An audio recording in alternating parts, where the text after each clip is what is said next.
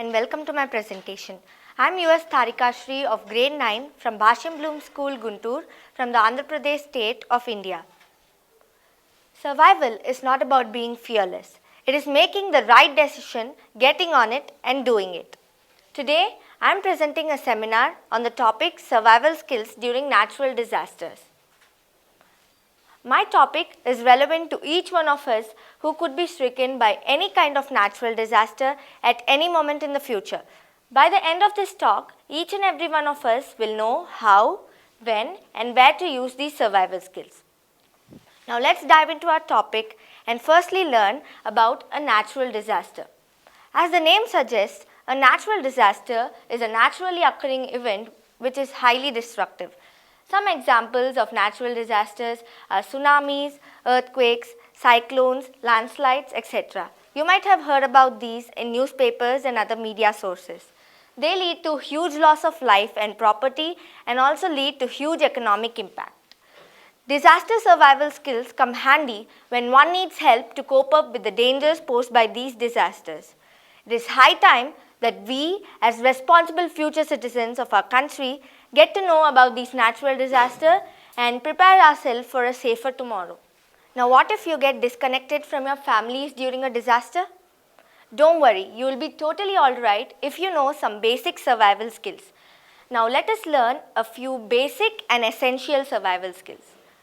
Coming first in the list is the fire starting skills. In order to start a fire, one needs to firstly collect some tinder, that is dry leaves, twigs, etc. and pile them up. And if you have a matchbox or a lighter to start a fire, you are very lucky. But if you don't have any of them, then there are a lot of alternatives. First is by using two rocks. By striking them against each other, you can produce fire sparks which fall on the tinder to produce fire. Now, next method is by using the magnifying glass method, which people use in the colder areas. You can use a polished piece of glass or the bottom of a soda metal can to concentrate the sunlight beam onto the tinder, which will produce fire. Using the same magnifying glass method, you can also use a plastic bag or a plastic bottle that is half filled with water to focus the sunlight beam onto the tinder and produce fire. So there is a demonstration video about how to produce fire using the magnifying glass method. There the bottle is focusing the light on the paper which produces smoke and then it will also produce fire. The next one is to make clean drinking water. Suppose you get displaced, then you have a lot of purification methods. Firstly, we have to find water from streams or ponds which may be impure. Now, the first purification method is boiling. So, if you don't have a fire resistant container, then you can use two rocks. You can put the rocks on a fire for 5 to 10 minutes and when they become red hot, you can put them in the container having the water. And leave that container with the stones for 15 to 20 minutes which will heat up the water and the water will be free of few germs and impurities. The next one is the t-shirt filter method.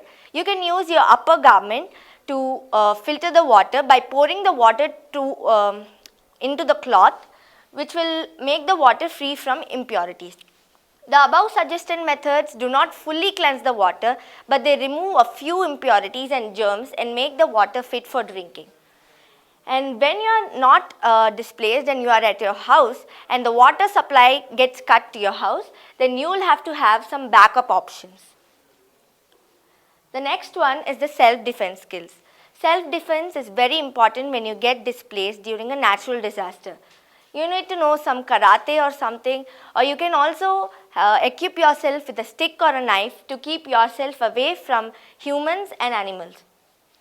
The best shelter you can build during displacement is a dugout.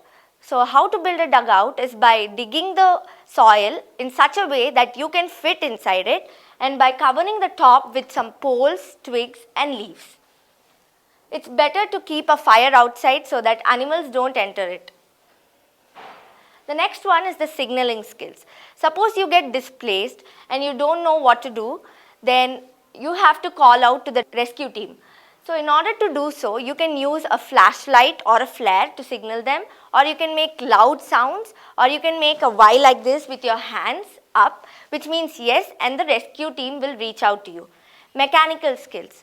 Some people get stuck in lonely places as they don't know a few mechanical skills. So the mechanical skills which one needs to know during disaster displacement are like to repair the radio so that you can reach out to other people so that they can save you. Next one is the interpersonal skills. Suppose you get displaced along with a group of unknown people, then the best interpersonal skill you can display is cooperation with others. So in order to develop cooperation, you need to interact with new people regularly so that it will be easy for you to cooperate with the people during such a disaster. So next one is the search and rescue skills. So imagine a scenario where you have to save yourself and also others. I know it will be very challenging. So let's learn a few search and rescue skills. We cannot stop hazards from happening, but preparedness can make all the difference between life and death. Now, whenever and wherever a disaster strikes, the first response for the disaster would be from the local levels. Now, the search and rescue team is a technical activity rendered by an individual or a group of specially trained personnel who rescue and attend to the casualties under adverse conditions where life is at threat. For example, disasters. If you want to join the local search and rescue team, then you have to be above the age of 18. And you have to know to read and write the local language. To be brave and to stay calm is the key to rescue people. The search and rescue team, the members in that, rescue the trapped survivors, they provide first aid and dispatch the deceased bodies, they protect collapsed structures, they hand over, recover and dispose deceased bodies. They train, demonstrate and raise awareness among the people of the community. Now, if you are a part of the search and rescue team, then you will have to know some precautions to save the other people and to save yourself too. So, before entering a damaged building during a disaster, you have to be very careful for any possible hazards which can occur from weak structures. And while entering building, you have to wear some protective equipment like helmets, etc. And you have to work always in pairs. Then you have to use the 3 keywords, that is look, listen and feel. You have to look for any possible dangers and you have to listen for all possible sounds so that you can find the victims, and you have to feel even the slightest vibrations. So one must not touch or disturb any walls or anything projected from that. And all the wires which are seen there, you think that all of them contain current and treat them as live wires. Now while moving inside a building, please do not ignite fire and be cautious in all your movements. So after rescuing the victims, you will have to give them first aid. So the golden rule of first aid is to be calm and not to panic. So the basic first aid every rescuer must know is for bleeding, burns, snake bite and dog bite, fractures and sprains, unconsciousness, heat stroke and poisoning.